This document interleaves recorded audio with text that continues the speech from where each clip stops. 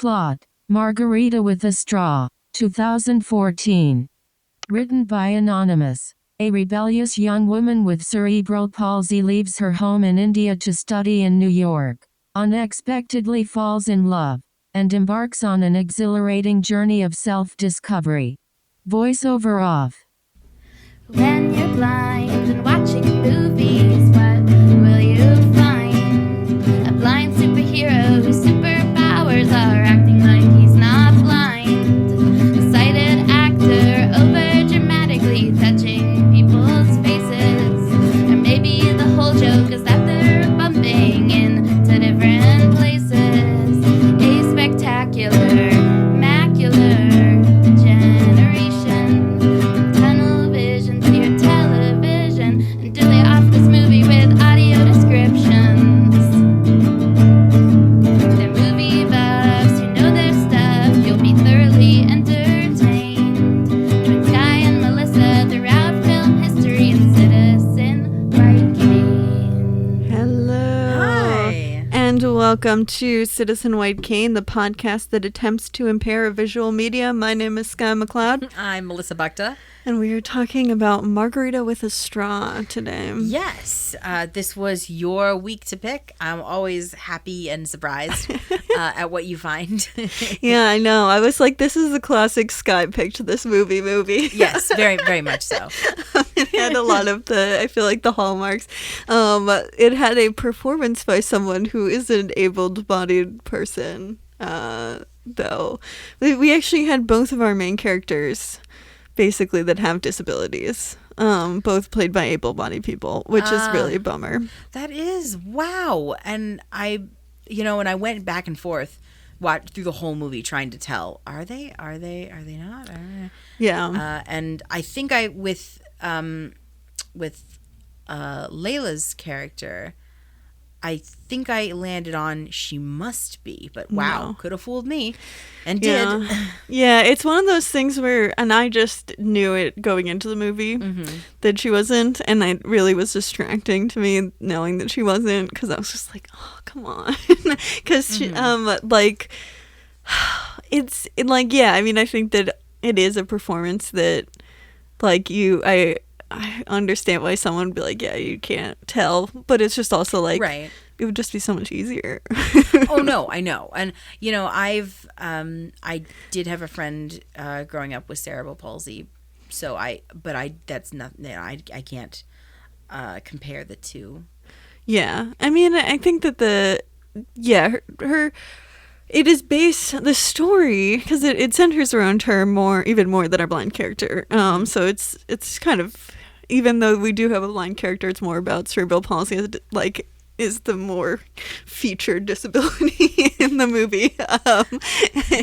But the script was written by someone who was inspired by her cousin, I believe. The film is dedicated to her sister. Her son. Because I thought, I could have sworn I read for my sister. But I think it was both. I think it just said for my son and then for my sister, to think of it. It did at the end. So I think we're just remembering the two different things that it said it was for. Yeah. We're both right. But it did make it kind of weird. Well, because her son died. Oh. Like when he was 17 years old. Oh, wow. Terrible. That's awful. Yeah. Which I think, like, the fact that the mom character dying is supposed to be based off of that, though it did make me think like that. Those are both very emotional, terrible things to go through, but have a mom versus a son dying have, like, a different emotional tenor to them in a way. I don't know, it just seemed, but still tragic either way. Yeah, so I mean, it doesn't really matter. It's her way, maybe, of just working through. Right. Well, because originally the script was like more about her.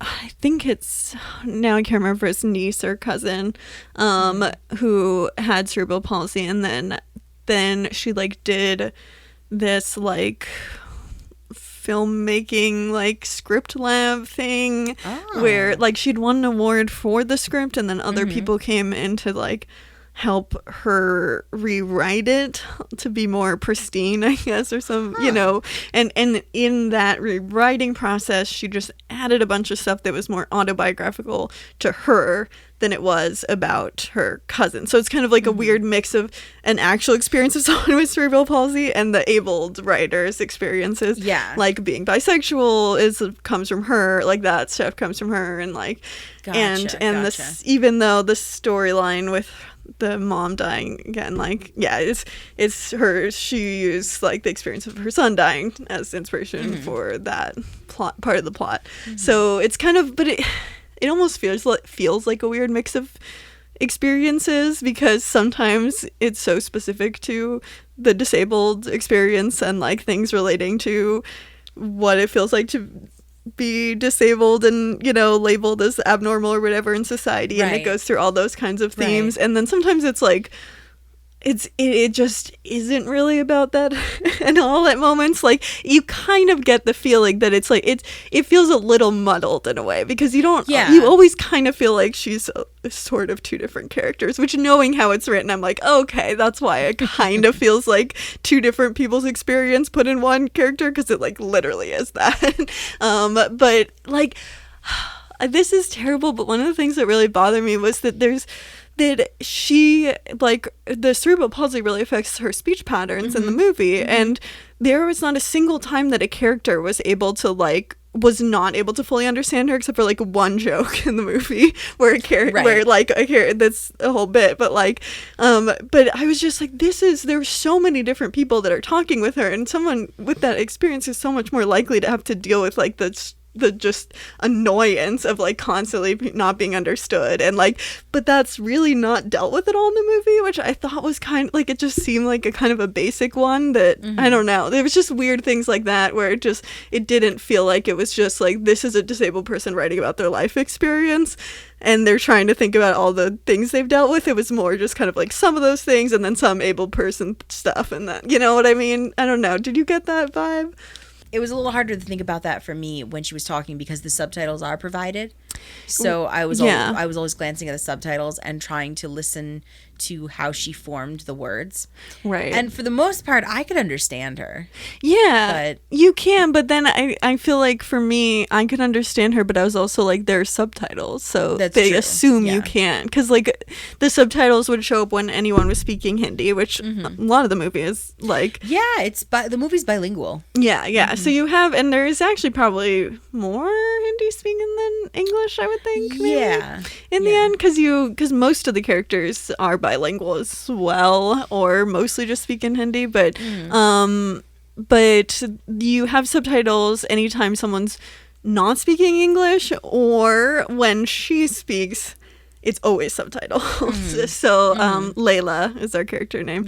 Like her speech, English or Hindi, is all subtitled. So it like that implies that you're not supposed to be able to necessarily understand her, because they don't subtitle other characters speaking English. So I thought that was kind of, they both, you know, they do that, but then they don't have anyone in the movie acknowledge. And it might be just covering bases.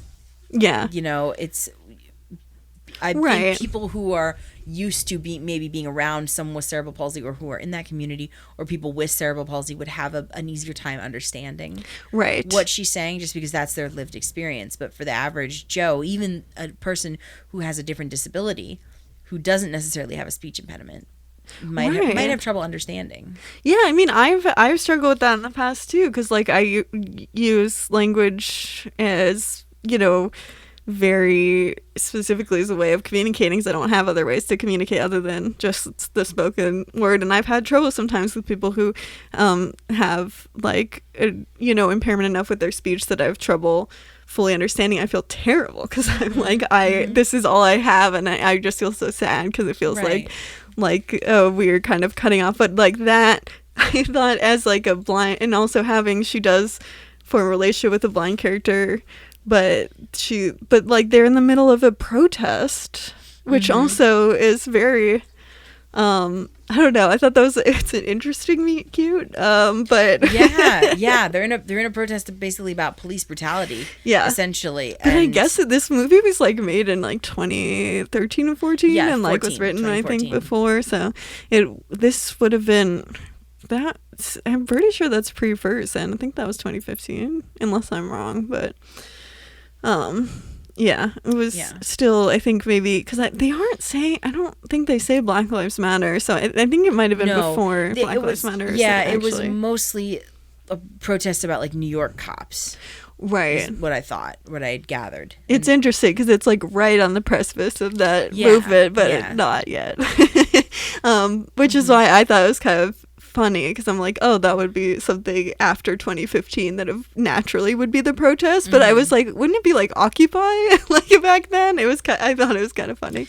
It might have been an Occupy podcast or protest. Jesus Christ, it might have been an occupied protest, but I didn't get that feeling from it. No, it definitely wasn't. I was just, when I saw that they were protesting, and then I heard that they were doing like a specific like police chant, I was like, okay, well, I guess it's not like it's not Occupy, but I was just doing the mental math of like, oh, you would have thought maybe a little bit more in the Occupy era, but like, because it did, I think, predate Black Lives Matter as a movement.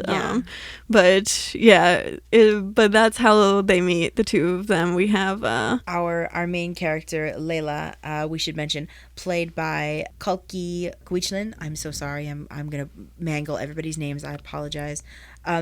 And Kanum is who she meets. She's our blind character, played by Sayani Gupta. Yes, and she's the love interest of the second half of the movie. Basically, yeah, because we see in the first half, Layla has kind of a thing for a couple of boys at her school. It starts off with Drew, who is also in a wheelchair, and they have a thing. But then she kind of falls for this able-bodied guy who is in a band. And he gets her to come and play with their band because she's also into music as well. Right. So he gets her to come and be on stage and I don't know, produce like songs or play with them or something. And they win the band competition, actually. But then she gets the moderator, the host who's presenting the trophy. You know, all she had to do was just present the trophy. But she goes on and makes this stupid speech about how we're going to make an example by presenting the trophy to a disabled person because, she worked so hard and doesn't she deserve it? Blah, blah, blah, blah, blah. Which I was like, is it always that explicit? I feel like you always are just like, no, that's what happened. But no one ever comes out and says it. I mean, I guess maybe it depends. I could say no, but that's just from my experience. Yeah, I'm sure other people have had different experiences. I guess we grew up in very like passive, in a bad way, kind of places where they wouldn't want to like put themselves out there as being ableist, and they would just be ableist. But yeah. But Layla responds in the perfect way. She's asked by the host to like say a few words, talk about everything, and she just responds by flipping everybody off. It's just funny. I like that. Yeah, that was good. Yeah, and there was a ramp, I guess, for that stage because we don't really see it, but she was able to get on. Oh, there must be. Yeah. Mm-hmm. Yeah. Because which I guess that's doesn't always happen, sadly. But yeah, no. So, but anyway, she then leaves the stage, and she finds out that this guy that she liked who's the able-bodied one does not like her, or doesn't like her in that way. Exactly. Yeah. Which, I mean, that felt genuine. That felt real to me. It is sad that she was like, she just didn't want to date, like that she felt, we don't really understand, we don't get like a total window into her thinking process when relating to like, but you kind of get the sense she just didn't want to, like, that there was some sort of normalcy, I guess, is kind of like in dating an able-bodied person. Yeah, because she and her mom kind of have a conversation about they just assumed, their whole family had just assumed that she's going to end up with Drew in the wheelchair because that would just be easy. Right. That would which it wouldn't be easy at all. You couldn't like go to a lot of restaurants. It would be very complicated. Right. But because he is so much, because according to them, he is so much like her. Right. Oh, it just makes sense. Right, to be in that community. Though she did kind of seem like she was into him, I guess, right? For the most part, I thought she was. Doesn't she like actively come on to him, which is cool? A little bit, yeah. Like flirts with him, and then they kiss, and yeah. Yeah, I mean, this kind of also some of the like sex scenes did hit a big pet peeve of mine, which is like no one was talking at all, and I always am like, what? Come on! It's like you can't just like read each other's minds. It's helpful to like talk through these things, right? What's really cool about Laila's character is she is a sexual person. She's not sexualized, I don't think, at least, but she is a sexual disabled person, and there are so many, people I've talked to or times that I've seen, disabled people are just infantilized or fetishized. Yeah, and it's just so nice to see an actual disabled person with desire, and not just they are desired through the entire movie. Right, with like sexuality right. at all. Right. So we don't like agency within that sexuality. Yeah, and I mean, and in the end, her sexuality becomes a pretty big part of the movie, but still, it is nice to see that. Yeah, it's kind of like the main. It seems like it's almost the main. I think it is the main conceit of the movie. Mm-hmm. It is interesting. I mean, this movie is basically like disabled people also have and want to have sex in many situations. Like, obviously, there are also asexual disabled people, but the whole idea is that like there's just as many asexual disabled people as there are in the normal, right, in the rest in the able-bodied world, right? Like, I can't. Yeah, I obviously I can't speak for all of disabled people, but disabled people want to have sex too. Yeah, exactly. Like that is just sometimes it's not even about sex; it's just about physical intimacy. Right. Yeah, I mean, or just I think both, and like sometimes. I don't know. Sometimes I'm like, why do we need a movie to tell us this when it should be obvious that adults want to have adults are group of adults could be sexual, just like trying to word this in the right way because I try not to like us. It's not all human beings are, even as adults are sexual, which is, fine. It's just disabled people are just as likely to be sexual as anyone else. And that an adult having sex is not a weird thing, or like, should it be seen as wrong? Like, basically. Well, yeah, but I mean, it's hard because you're looking at from a distance, the disabled body, basically, and it's I know we were talking about Sabine earlier when I got here, but it's in one of her comic books. She's talking about all these sculptures that she saw in Paris and how they're just twisted and warped and they look really interesting, and how physical disability marks you and marks your body. You are a disabled body moving through this able-bodied world. Right. Well, and I think a lot about like how queerness and gender queerness, even especially, but also like I think queerness in general, there's like just so much overlap with disability, and that it's like our bodies are seen as wrong, or like that kind of embodied wrong, like seen as wrong, or seen as something that needs to be protected all the time, or unnatural. Unnatural kind of is a word used to describe all of the both disabled and queer identities, I feel like. But obviously they're just as natural as anyone else. Right. That's they're kind of I don't know, I think it's kind of more natural. I mean, yeah, natural diversity of the human experience. That's a much more beautiful thing about humans than thinking of all humans as being exactly the same. Right. Would be very depressing. There's not just the binary. There's so much more. But yeah, and it's interesting. This movie, you kind of get a bit of that like comparison of queerness and disability a little bit. I found that to be delightful. I think that's my favorite part about this movie is that it is a queer story, because I just wasn't expecting that. Oh yeah, and so I knew everything about the movie before I started watching it. I didn't tell you anything, so no. So I was rather delighted. I was not expecting that, and so seeing a story about a disabled person who is sexually active, for the most part, and discovering their sexuality. That it's cool because it's normal.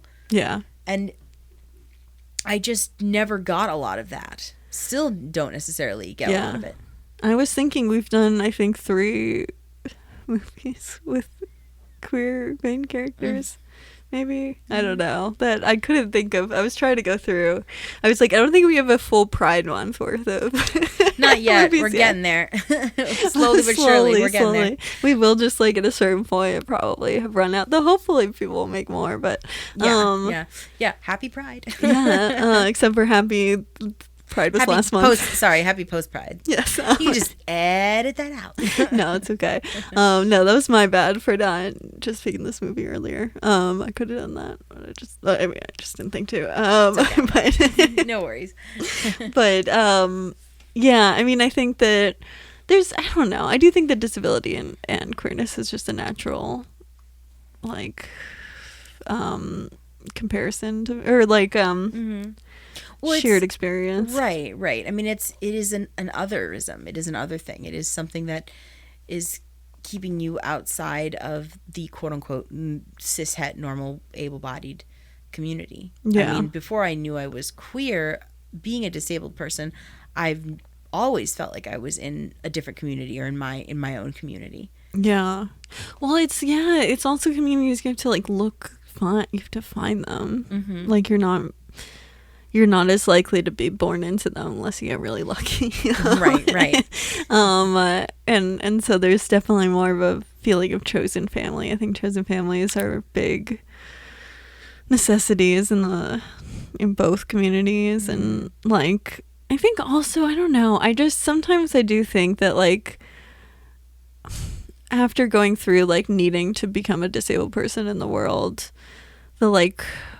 there is a like the then coming out, because I feel like I don't know, do you have the experience where you wound up having to just do them chronologically because disability was like too much of a fucking hassle that you had to like be like, well, I know I'm queer, but I guess I have to put this off for a while to figure it out because I'm like stuck figuring out the rest of this ableism bullshit before I can get to like the rest of the bullshit.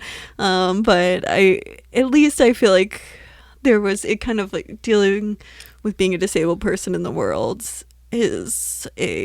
can be a similar experience to coming out as well. Like, right.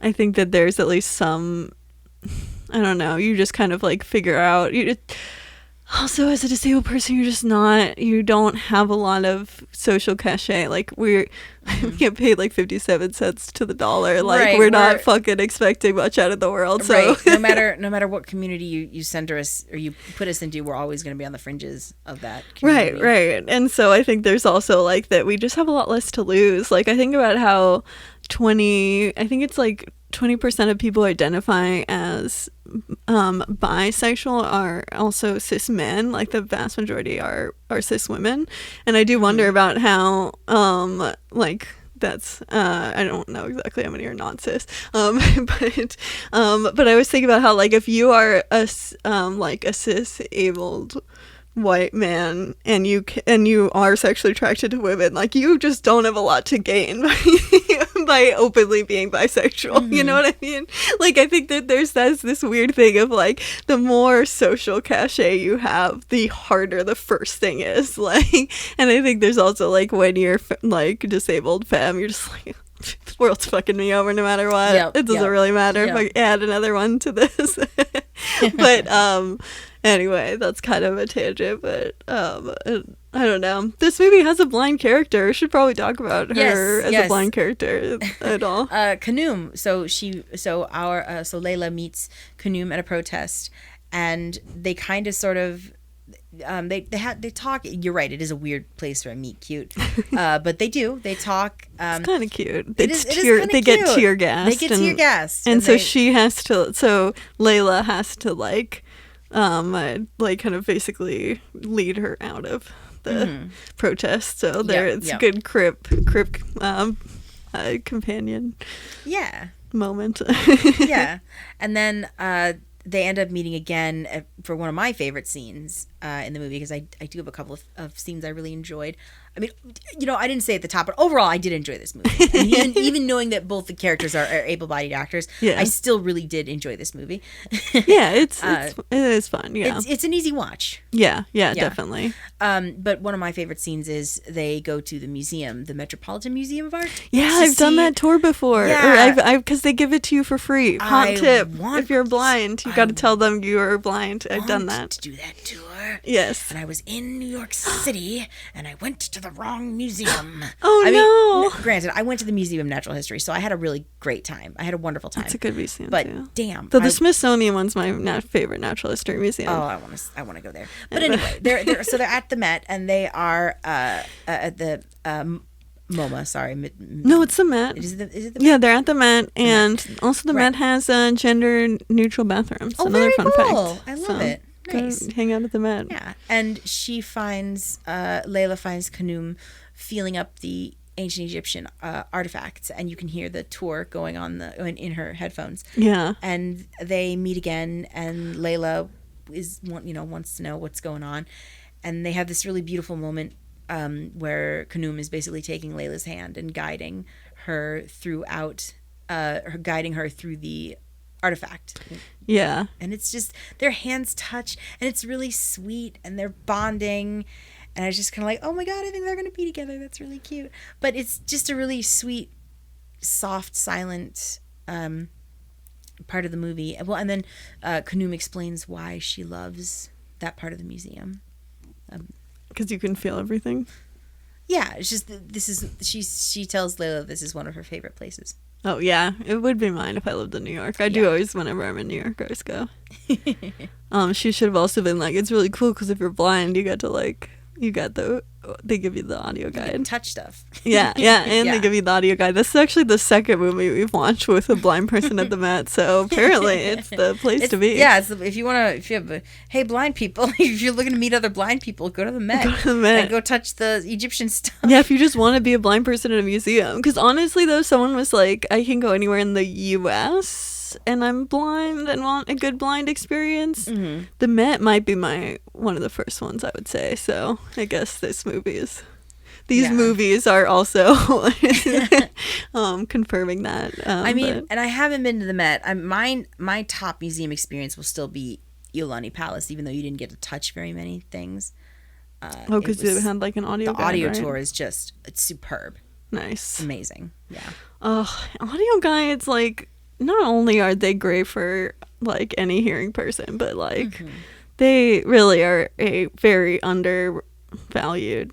I think all museums should have a good audio guide like that. That's what makes a museum next level. Oh, like, yeah, definitely. Truly. Definitely. But I love museums. I love going to museums. Me too. There are more accessible museums and less accessible museums. Yes. Also at the Met, there is the podcast, The Memory Palace. What Nate Mayo, who's the host, was contracted to do a bunch of like audio guides not guides, but like little stories basically for different pieces of art in the museum. And so I believe it's just, if you just subscribe to the Memory Palace, you just go back and there you can see all of them. I think they even have a placard at the Met. When we went, my family, I was like, we gotta go do this, you guys. Next time we're in New York, we gotta go to the Met and do this. So we went, and it's really cool. And so you can go to all the different little places with the cards. So yeah, I'm gonna check that out. And go to the gender neutral bathrooms. Get a video. These are all my Metropolitan Museum of Art hot tips. I love it. It's a great museum, and it's giant too. So you can just spend. It's the setting of the Mixed Up Files of Mrs. Basiley Francois, which is a children's book about two kids who live in the museum of.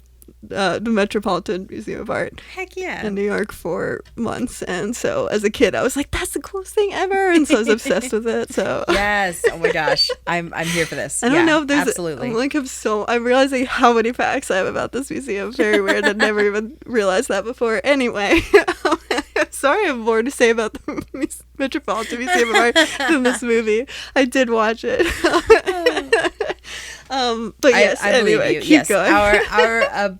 Our lovebirds meet at the Met again, and they share that really unique, nice, beautiful moment, and then they kind of start going out on dates together. And in my humble opinion, everything moves way too fast. But I guess not. I think it's the end. Oh yeah, don't they move in? Like you're like, how long has it been? They go to a bar. They have this really cute little scene at a bar. It is cute. It is really cute. And it's okay to go to a bar on like a third date. We have no problem with that. No, absolutely, absolutely.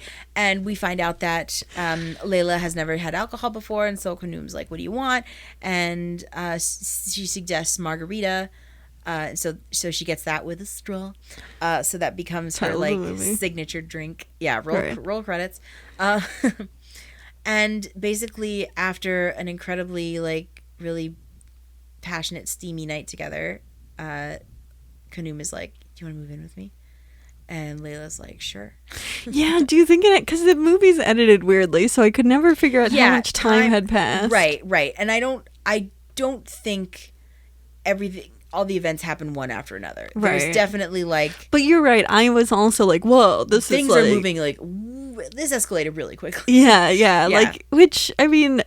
In a movie, you can always, it's not like you have to show, like, no, I don't want to see 10 months of someone dating, all that. But, like, it is kind of jarring when you're like, oh, okay, that's, like, kind of sort of new romance. And then, like, smash cut to moving in is kind of, it's just jarring because you don't, like, there's, it's not like there's a title card that's, like, a year later. Like, we just don't really have any reason to believe that much time has passed. So, yeah, I agree with you.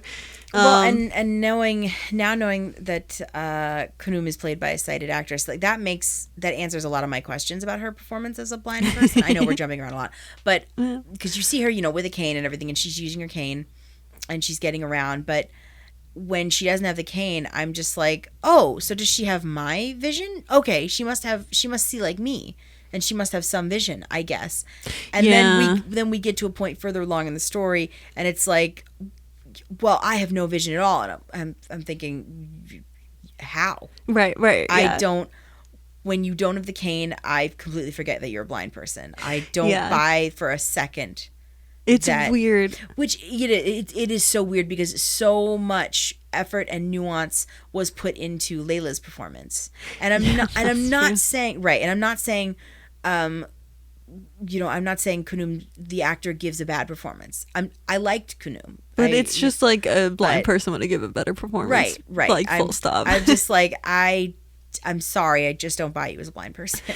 Yeah, I had a similar thing. Well, because at first I was like, oh, it's a character who has like a normal blind person's vision. Exactly. This is really cool. Like, she uses a cane to get around. I think 95% of the movies we watch is the blind character has absolutely no vision, which is completely ridiculous given the fact that 90% of blind people do have some vision. So it's so freaking backwards that so few movies. So I like got excited for a second because I was like, oh, she actually is like 90% of blind people for one time in a movie. And then that's what I thought. I was like, it's just bad acting. Right. I was like, oh, she just has some vision or whatever. And I'm just like, come to find out, nope, she's supposed to be completely blind. And I'm like, oh, damn. I thought she was like me. I know. It really, this is like... God, I want to be a blind consultant just to tell everyone. It's like, if you have a blind character, could you make them one of the 90% of, like, you're not making it for blind people. If, like, also that the 90% of blind people with some vision are the ones who are much more likely to seek out movies, too. Right. Especially ones without audio description. Yeah, it would make so much, her performance would make so much more sense. All of the looking and the eye lines and...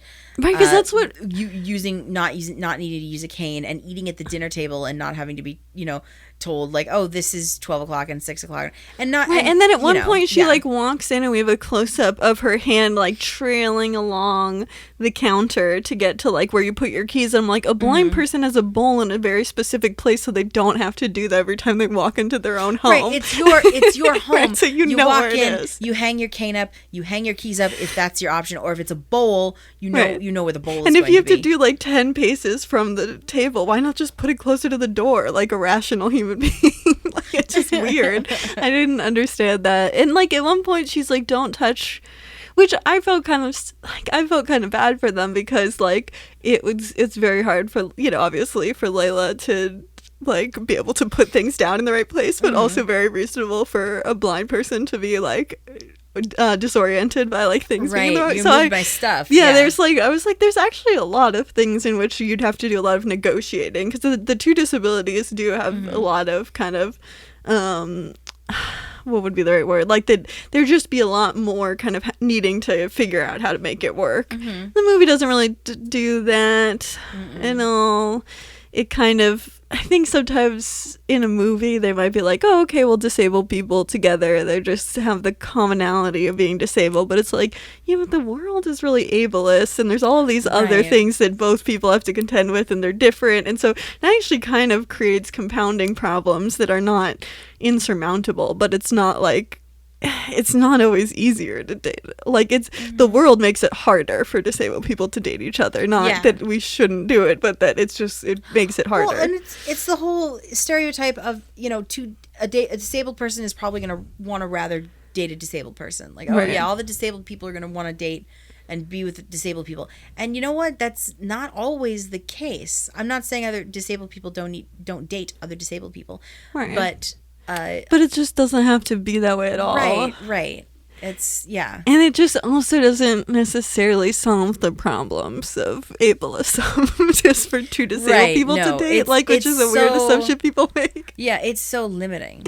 Like, if anything, dating an abled person kind of just, you get a little bit more abled privilege by, a little bit, know, because I going through this transition of dating an abled person, now I can like just take cars places, like, you know, there's just all this weird stuff. I'm like, okay, well, now I'm being handed these things I just never had before. But it's like, you know, if I dated someone else who couldn't drive, that would, you know, then that's more complicated. And then we're constantly trying to take the bus to each other's houses, and it's harder. You know, it's like, there's always those compounding issues of like being two disabled people. But the movie, it doesn't really go into that aspect of it. But it's also because she has like 5 love interests in the movie, sort of. Right. Well, because this is her, coming to terms with her bisexuality. Yeah, which, like, it in some ways was too much to do in one movie, because there's also the whole subplot with her mom dying. Right. And it was just so much stuff, and I think sometimes the movie was just like a little bit trying to do too much. Right, and not only is her mom dying, but her relationship with Kunum is falling apart. Right, because she cheats on her with Jared. Yeah. Which I was saying before we started recording is I feel bad for anyone who's named that. It's the worst name on earth. So wow. Okay. Sorry to all the Jareds. No, I know. I just feel I'm sorry. I feel some of my best friends are Jareds. I'm sorry. Actually, they're Jerrys, but hey, whatever. Because they know that you don't want to be named Jared.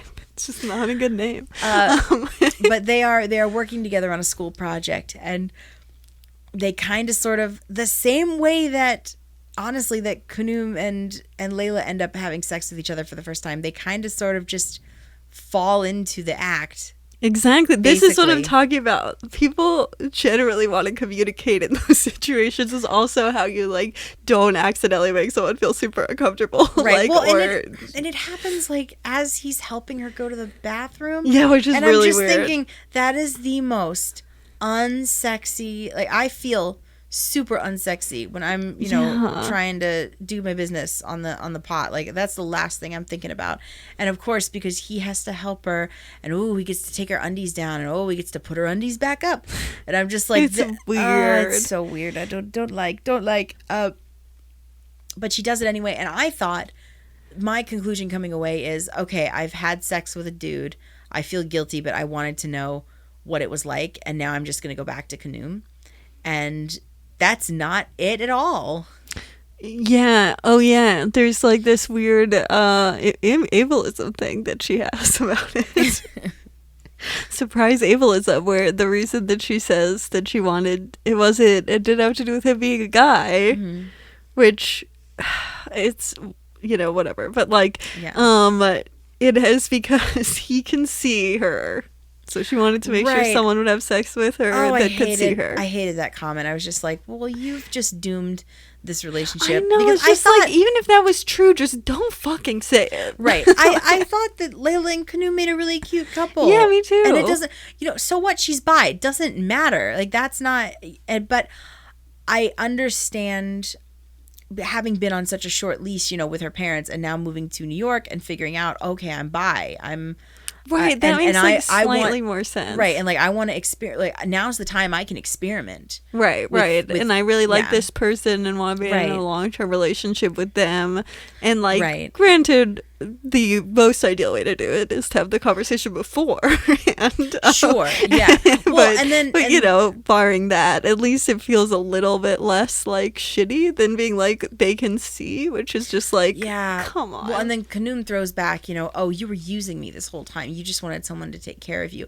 And although I think there might have been a tiny bit into maybe that might have been a tiny part of the relationship, I really do think Laila had feelings for Khnum.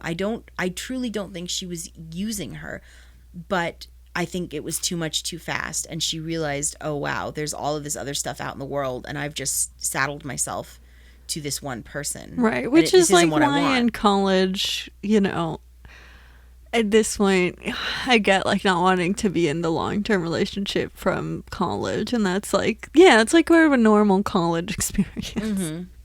Which is like also kind of, I guess, it is kind of weird because in movies there's always like this sense of like, and then they end up together because all you're only following these characters during this time period of their life. So this is like the beginning and ending of knowing these characters. And so really the more realistic college thing is, you know, you have some like boyfriends, girlfriends, like hook up with some people, and like, you know, that maybe really like someone, but in the end it was just like not gonna work. And some people, I mean, maybe not as much millennials these days, like maybe of like, you know, Gen X or boomers might like, you know, date someone they then marry from college. But I mean, now that happens less often, I feel like.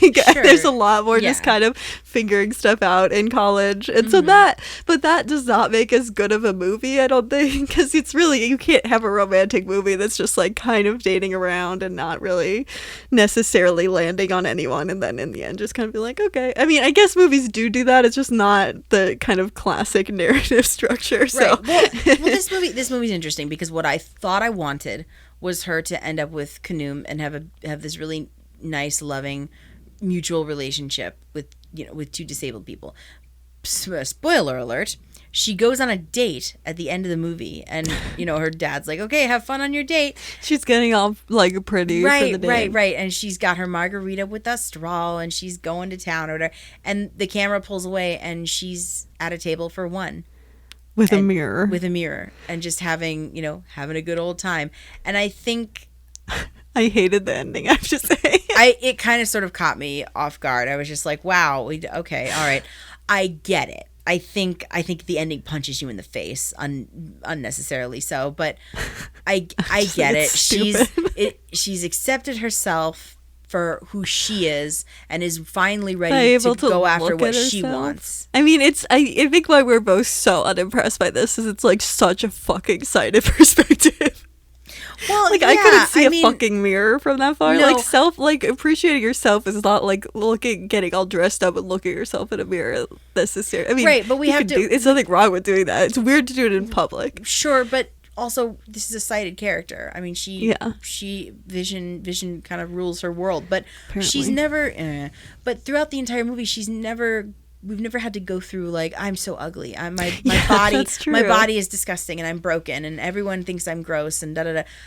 But I think this was the easiest way metaphorically to show, oh, this was a story about her self-acceptance is what it was. Right, but it's like, yeah, we watched the movie from now. Like, it didn't feel like I was like, oh, that's what the movie was about this whole time. It's like, yeah, that's literally from every single scene in the entire movie. I could tell that's what it was about. Like, there was never like, that wasn't the hidden thing it was about. It was pretty blatantly about that from the first moment of the movie. Like, it didn't, you within like the first 10 minutes, we kind of get that vibe already. Like, I don't know what. It is a coming of age story, like, yeah. I don't know, it just seemed kind of look, I don't necessarily like the last shot. I think it's kind of silly, and she's just beaming, she's just super giddy at herself in the mirror with it, just like and I'm like, we could have been a little bit more subtle about it. I think I do like the message though.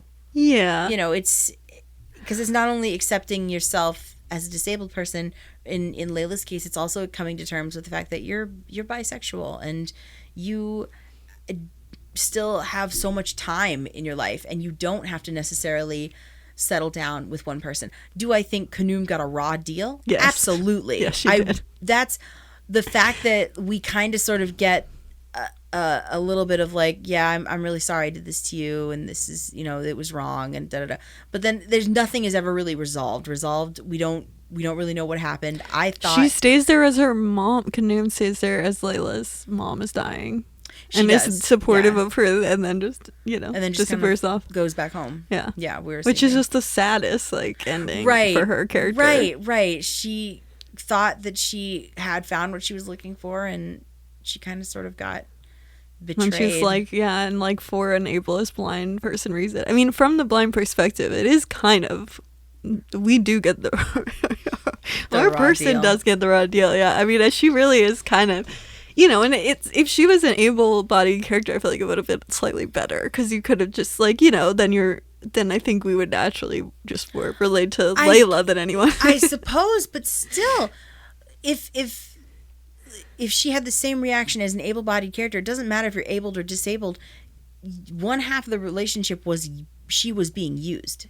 Yeah, well, that's. But I mean, I think.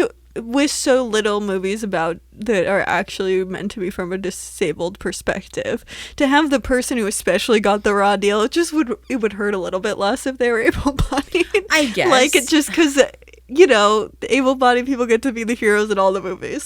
Sure. So just from the perspective of watching it from a disabled lens, it kind of sucks that you still have a disabled character that really gets the worst deal. I mean, the mom dies sadly, so she also gets but that's a natural, or that is something that, is not as just another character didn't cause her to get cancer, whereas Laila kind of could have behaved differently. Yes, and I guess I'm just. I'm very empathetic. So empathetically speaking, if the person is disabled or abled, the relationship was not necessarily built on a lie, but it was built on the sand and not on concrete. Yeah. So, yeah, and whether or not she's abled or disabled, she was still kind of being used and then cheated on. Right. Well, that's why I just.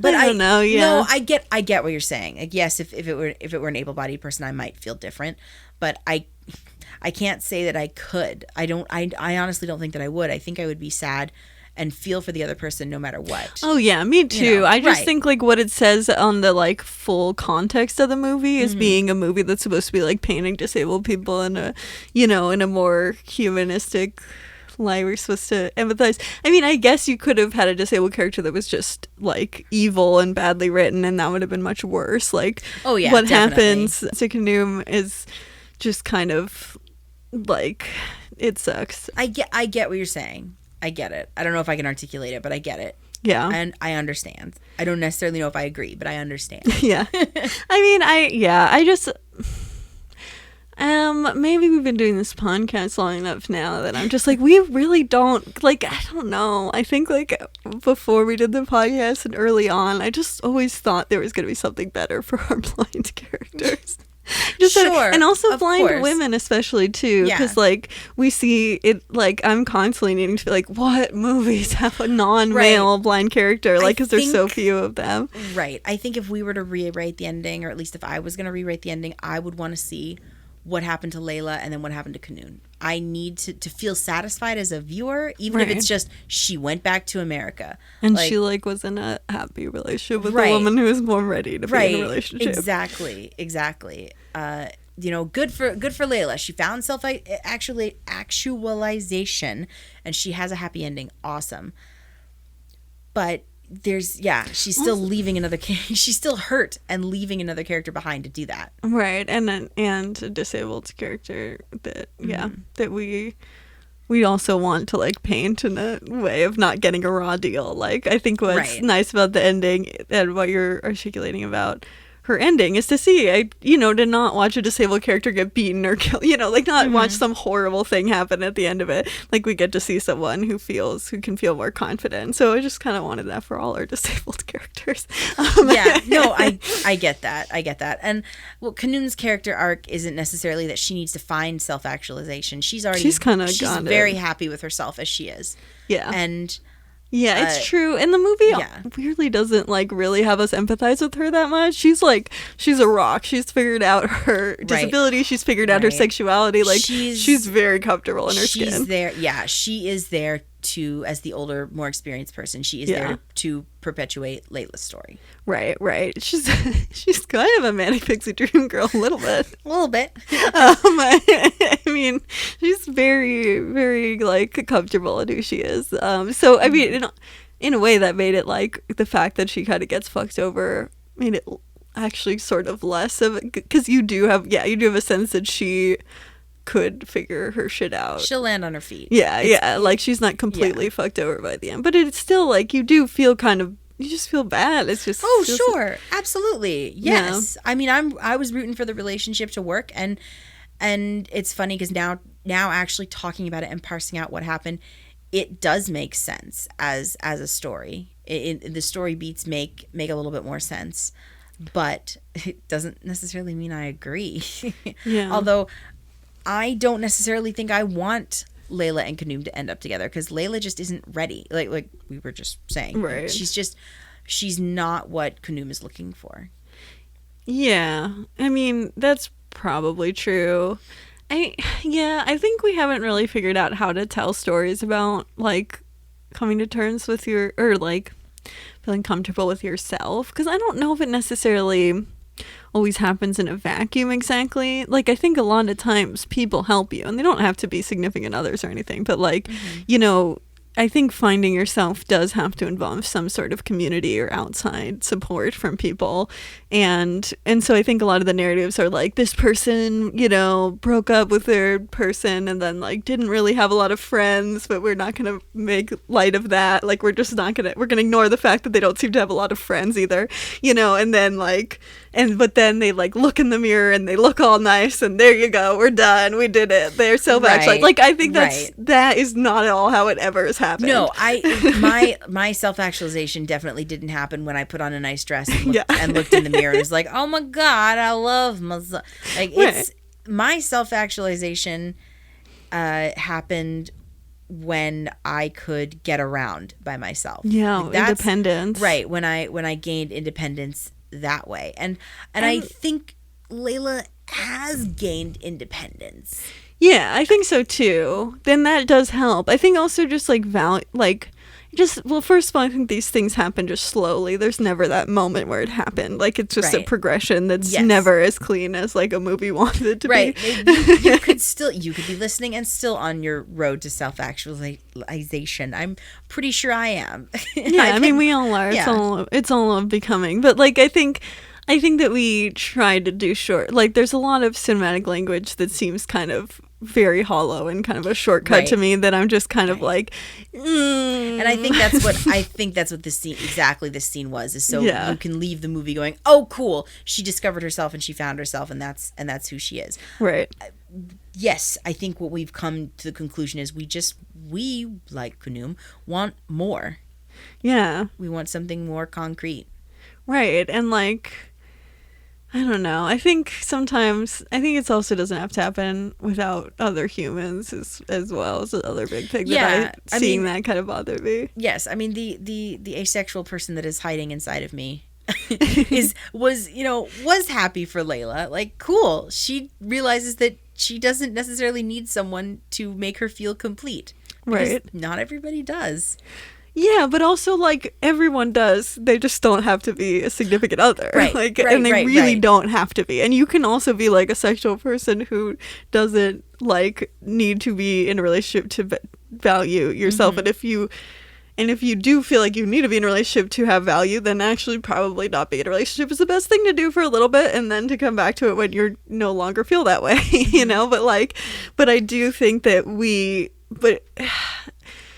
that's just a relationship. Like if you have no friends and no family that support, like you're never going to, that's just, you can't, like, you're now closed off from the world, and that's you just can't, you don't have access to self-actualization without having human beings in your life. And so I think that, like, there's this idea that because sometimes you, like, it might help to not be in a relationship if you have, like, very specific things going on, that can be a helpful choice for a period of time, but, like, that doesn't mean you need to, like, you can do it without having a lot of friends and supportive people in your life, and or family or friends or chosen family or whatever, like, you know, but it does take community. It does take other human beings. Like, I don't think you can self-actualize in a vacuum without other humans. And so I think that that's the part that bothered me too, is it's like, she's alone. It's like, I've eaten alone. Like, you get you get more comfortable with it, like being at a restaurant alone, but like, it's not how you find self-actualization though.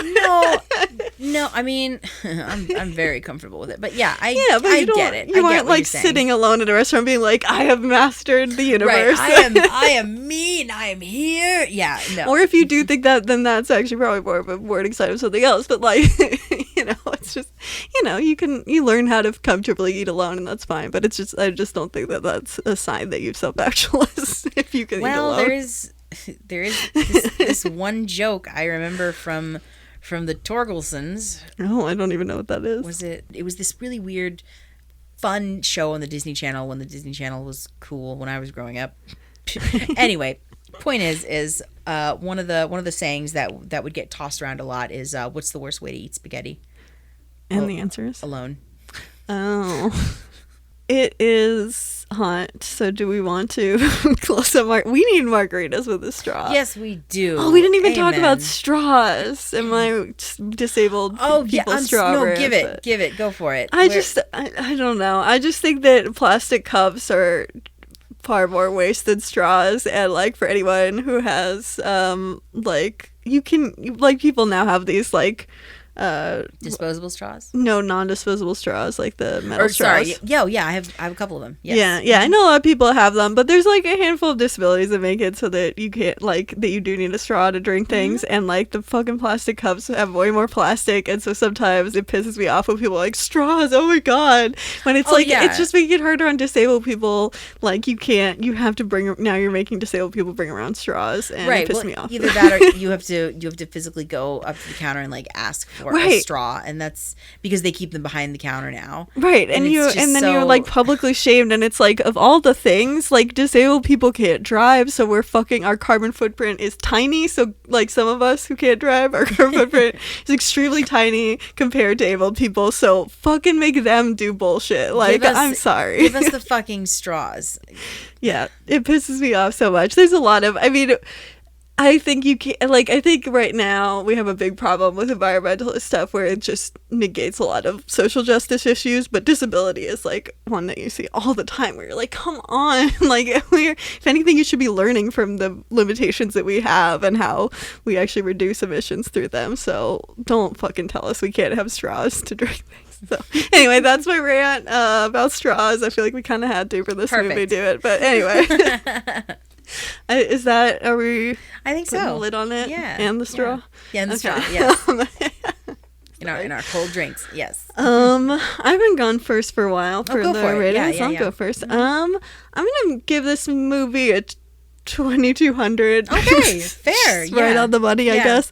Because I mean, there's not. Like, it bothers me that both of the, like, disabled characters are played by able actors. That's, like, sadly so normal in these movies that we watch, but it should not be the case. And reading critics' reviews of it always pisses me off even more, because everyone's like, oh, such an amazing performance. What an amazing performance. Would have won an Academy Award. And it's like, yeah, probably would have, because the Academy Awards is ableist as shit, but, like, you should never be like, you wouldn't do that if it was someone who actually should have been playing that part. And so that's why it's fucking bullshit. It's, yeah. But that's, I mean, probably the biggest take against the movie. I think that even though some of the blindness stuff is kind of, it's there, but it's not like super front and center or anything.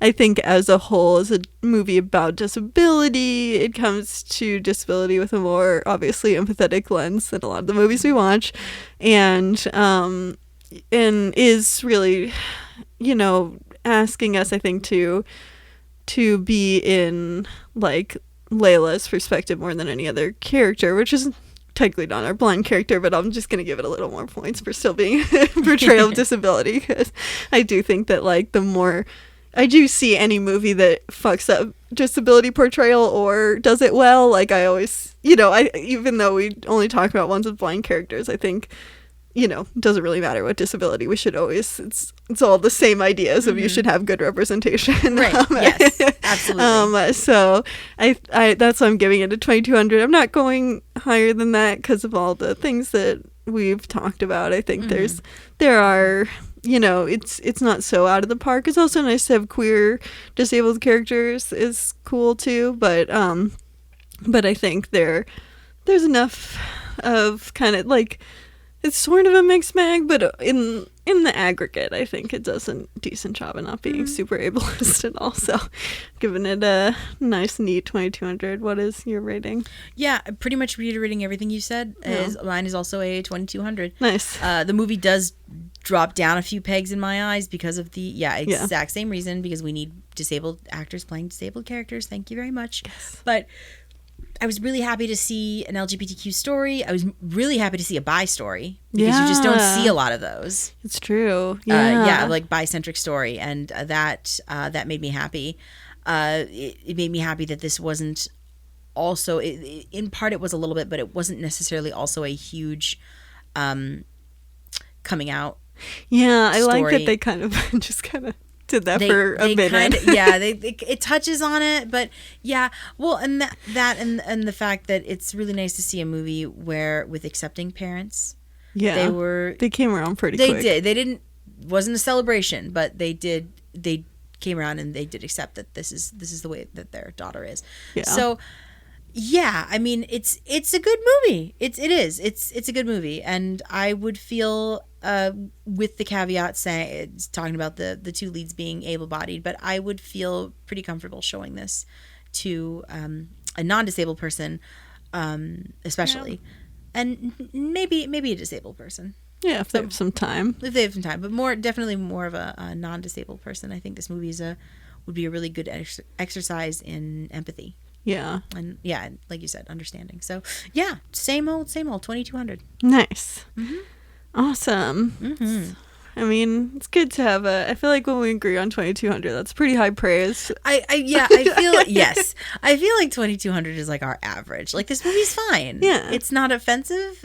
But it's not great. But it's not bad either. It's fine. It's fine. Mm-hmm. And I think like there's a lot of movies that I would warn people against as disabled portrayals, but this is definitely not one of them. No.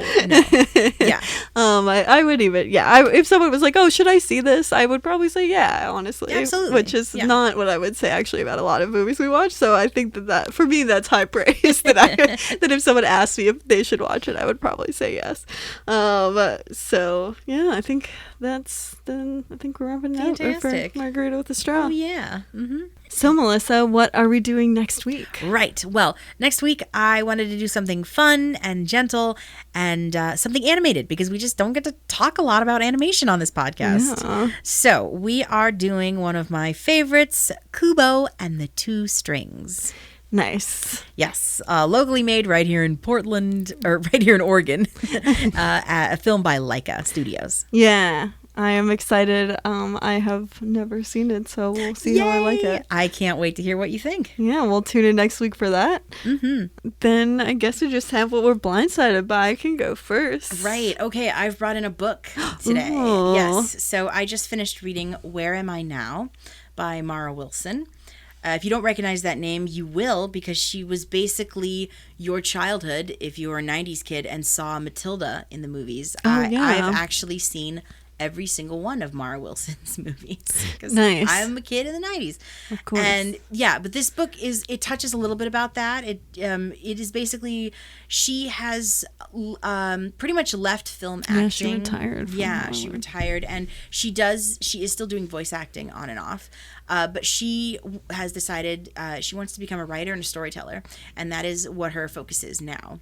Nice. And so so this book at the beginning, like I said, chronicles what, her time on set. She does talk really intimately about Robin Williams and her time on Mrs. Doubtfire and Matilda, but it's more about her growing up and how she got to where she is now. So she talks a lot about having to deal with OCD and anxiety and getting diagnosed with those in her teenage years. She talks about show choir and all of the crazy backstabbing that happened there. She talks about going to Arts Academy and being a student at NYU.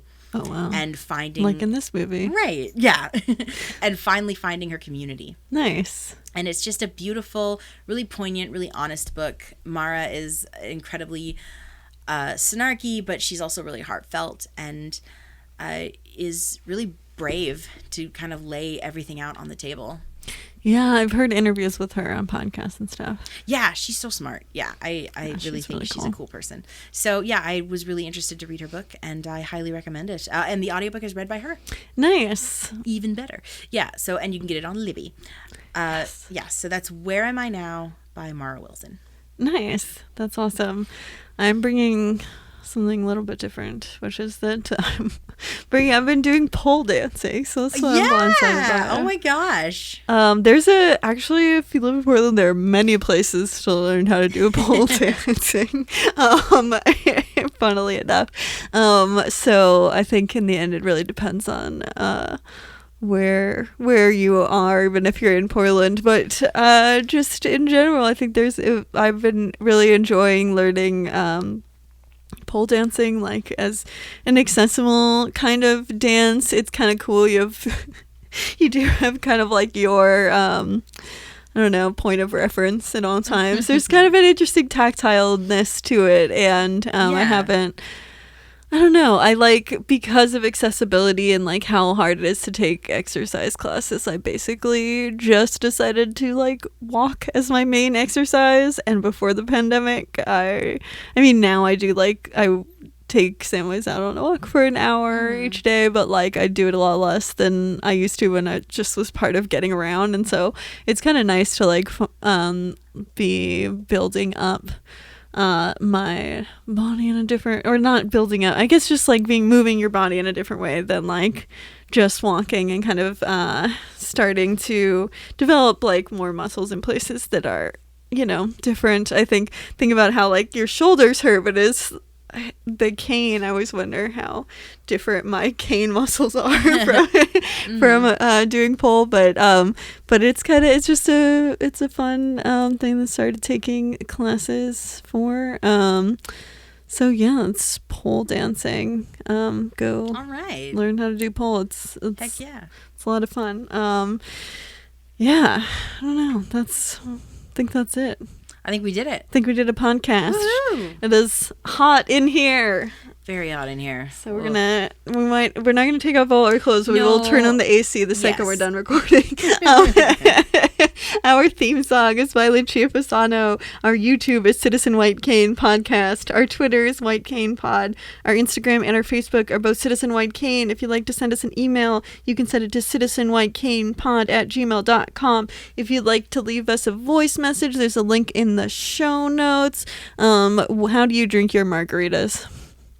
Oh yeah, with straw, without straw, plastic cup, glass cup. Yeah. Mm-hmm. How do you save the environment? In a disability conscious way. Yeah, exactly. And what's your favorite Metropolitan Museum of Art fact or information? Yeah. Have you gone on audio tours? If you have, which ones have you liked the best? Yeah. And have you gotten to touch artifacts and things at museums? Yeah. Have you created your own audio tour, and can you just do it in a voice message so we can play it on the podcast and be the next Memory Palace? Perfect. Any of those, there's a link in the show notes. Leave us a voice message. Come back next week and we'll be talking about Kubo. We'll see you then. Bye. Bye.